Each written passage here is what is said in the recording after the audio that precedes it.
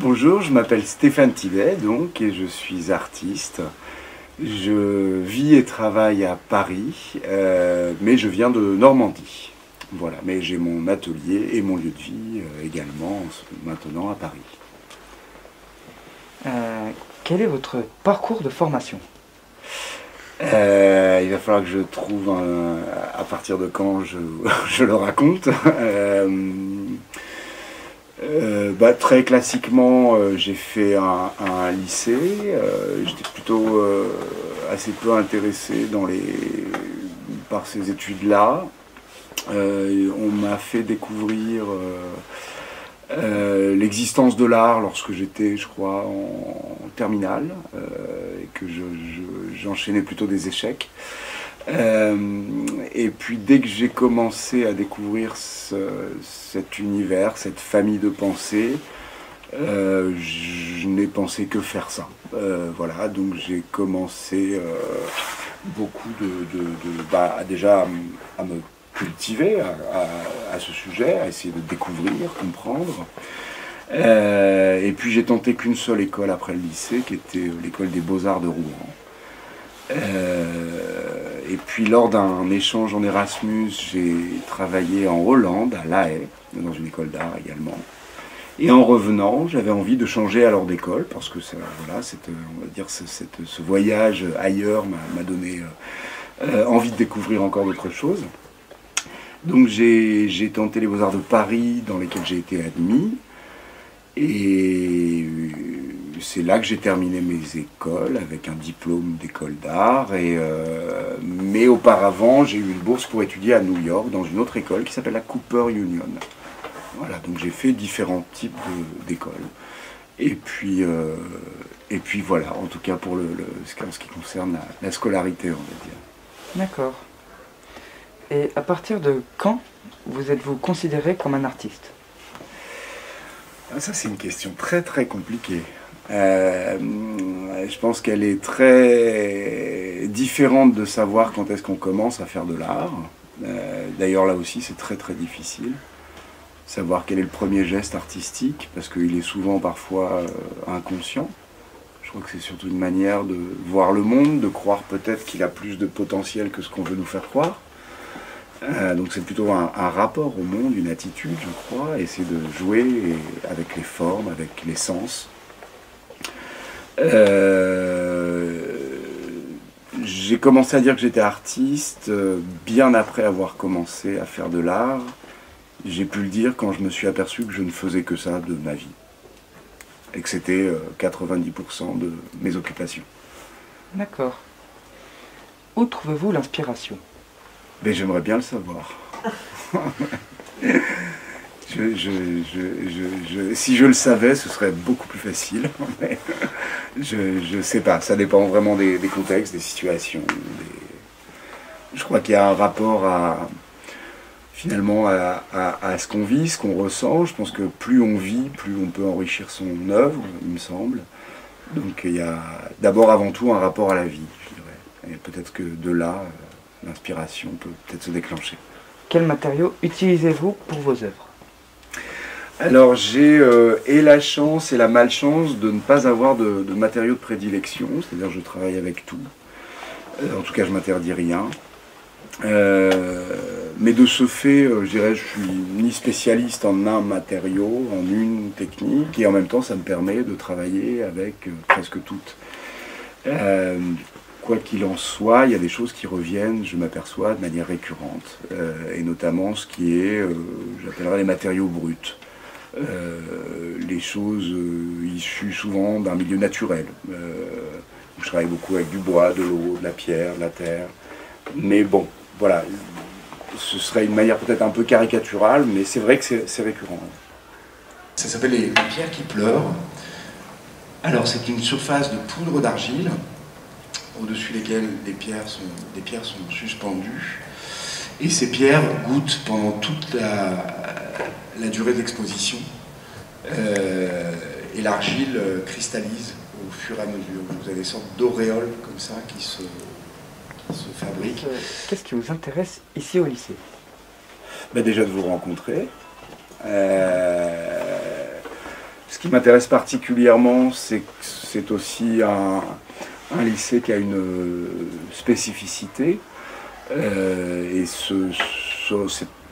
cette relation à la nature, à l'agriculture, à la forêt, c'est quelque chose qui me touche de manière générale.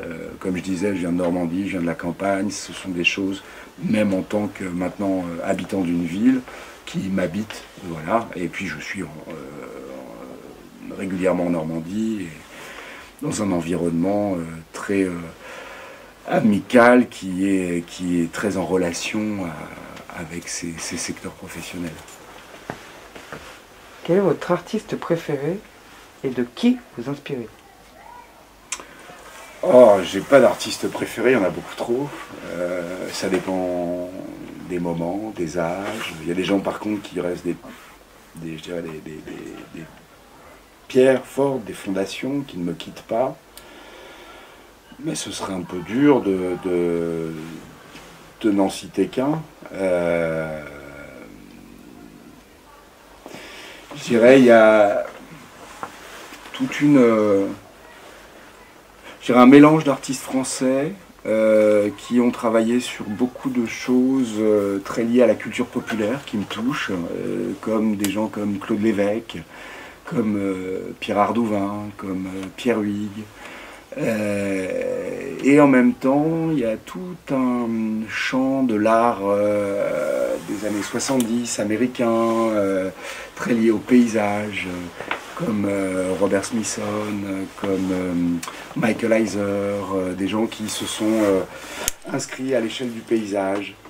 Voilà, et je dirais peut-être que il est possible que ma pratique à un moment pourrait trouver sa place dans ces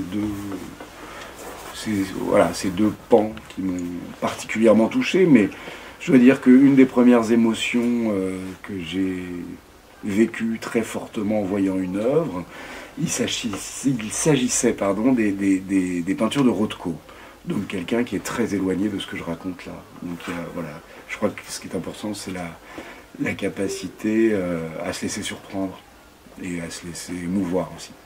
Travaillez-vous seul ou en équipe? Ça dépend des projets. J'ai beaucoup de projets qui demandent une équipe, lorsque c'est à l'échelle d'un lieu, d'une ville, d'un bâtiment. Alors là, vous voyez, les gens sont masqués. C'était entre les deux confinements. Et en fait, le projet a pris une tournure tout autre que ce que j'avais imaginé au départ, mais qui était assez magnifique pour moi. C'est-à-dire que les théâtres étaient tous fermés. Plus personne ne regardait les théâtres. Et d'un seul coup, les regards se tournaient vers ce théâtre. Et il y avait quelque chose que je n'avais pas imaginé, mais le laisser éveiller, alors que c'était une période de dormance pour tout le monde. Il y avait quelque chose qui était assez... bien sûr, je ne l'avais pas prévu, mais ça m'a beaucoup touché. Quelle est votre œuvre la plus célèbre? Ben, c'est pas moi qu'il faut le demander, je ne sais pas. Et quel est votre livre préféré? Ah, ce serait encore difficile de répondre à ça. Ça dépend aussi des moments de lecture. Je reconnaissais là quelques livres là dans la bibliothèque. J'avais beaucoup aimé Autour du monde de Laurent Mauvigné, mais il y a déjà quelques années que je l'ai lu. Non, ce serait dur. Après, voilà, il y a peut-être un livre qui m'a beaucoup touché, qui s'appelle Le Mont Analogue de René Daumal. L'histoire d'une expédition pour aller gravir une montagne qui n'existe pas. Voilà, je crois que ça m'a beaucoup touché pour tout ce que ça peut avoir aussi comme métaphore d'un projet, de l'art, et que quand on veut que les choses existent quelque part, si on y croit fortement, on arrive à les faire émerger. Donc voilà, il y a quelque chose qui me touche beaucoup à cet endroit-là. C'est vrai que vous avez lâché des loups?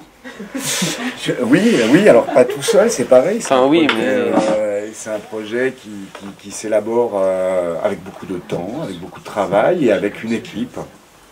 Donc oui, j'ai eu le projet lorsqu'on m'avait invité à la Biennale d'Estuaire, c'était en 2009 je crois. On m'avait proposé de faire une sculpture pérenne dans la ville, et puis je me suis posé d'abord la question de la pérennité des choses. Est-ce que les histoires ne duraient pas plus longtemps que les formes? Et puis j'avais envie de réinterroger plein de notions. Je m'étais aperçu que le mot loup, finalement, beaucoup de mots de la langue française qui découlaient de ce mot étaient très péjoratifs. Comme le loupard, la loupa, qui est la prostituée, tout un tas comme ça de mots. Et je me rendais compte aussi que tout ce qui nous gênait dans les centres des villes, petit à petit, on les pourchassait au pourtour des villes, comme ça, pour s'installer de manière la plus commode possible. Donc tout ça un peu résonnait dans ma tête. Je me disais, mais il y avait un symbole comme ça qui me... Et aussi toutes les questions que je me posais sur qu'est-ce qui nous reste de sauvage, qu'est-ce qu'aujourd'hui cette notion de sauvage, est-ce qu'il n'est pas... Parce qu'il faut savoir que en 1910, entre 1910 et 1920, on a éradiqué tout loup sur le territoire français. Il n'y en avait plus un, à part dans les élevages. Donc voilà, on a d'abord chassé jusqu'à exterminer tout ce qui nous gênait. Et donc voilà, j'ai eu l'envie, pour toutes ces raisons-là, on pourra en parler plus longuement, mais qu'un endroit destiné pour les humains, c'est-à-dire un parc public, le parc qui est aux alentours du château des Ducs de Bretagne, créé dans les douves du château. J'avais envie qu'il devienne, qu'il cède, en tout cas symboliquement, pendant tout le temps de la manifestation, ce territoire au loup. Nous avons vu quelques-unes de vos œuvres, comme un placard avec plein de pierres dedans. C'est-à-dire, est-ce qu'il y avait une raison à cela? Ou est-ce que juste vous êtes dit, je vais mettre des cailloux dans un placard? Oui, aussi. C'est-à-dire, c'est les deux. C'est-à-dire, déjà, c'est pas un placard. Ça, c'est important, c'est une bibliothèque. Mais quelque part, l'objet, dans ce moment-là, à cet endroit-là, de choisir un objet, ça raconte tout autre chose. Un placard, j'y range des draps, j'y range des oreillers, des vêtements. Une bibliothèque, j'y range des livres. Et en rangeant les pierres d'une ruine, je me suis rendu compte que je déplaçais des pierres comme je déplaçais des livres lorsque je range une bibliothèque. Et que chaque pierre, ce sont des pierres donc, qui ont conservé à construire une maison, chaque pierre a été touchée, retouchée par un artisan. Chaque pierre a une forme unique, chaque pierre a une histoire. Et donc c'est pour ça que je précise le fait que ce soit une bibliothèque plutôt qu'un placard, c'est que c'était aussi considérer chaque pierre comme une histoire en soi. Voilà. Et en même temps, il y avait cette volonté de, tout en rangeant ces pierres comme un livre, de monter un mur en pierre sèche. Parce qu'en fait, finalement, les étagères en bois qui ne supportent pas le poids des livres. Donc c'est un jeu de calage en fait qui permet d'avoir... donc c'est un mur en pierre sèche aussi. Dans l'art, il y a une question, avant tout, je pense qu'on ne fait pas les choses pour soi, on fait les choses pour les adresser. On les adresse à quelqu'un, à un public, voilà. Et il me semble important que cette notion-là soit validée pour moi, afin de mettre la chose publique. Eh bien, merci à vous, Stéphane Tidé, Eh bien, merci d'avoir répondu à nos questions. Avec plaisir.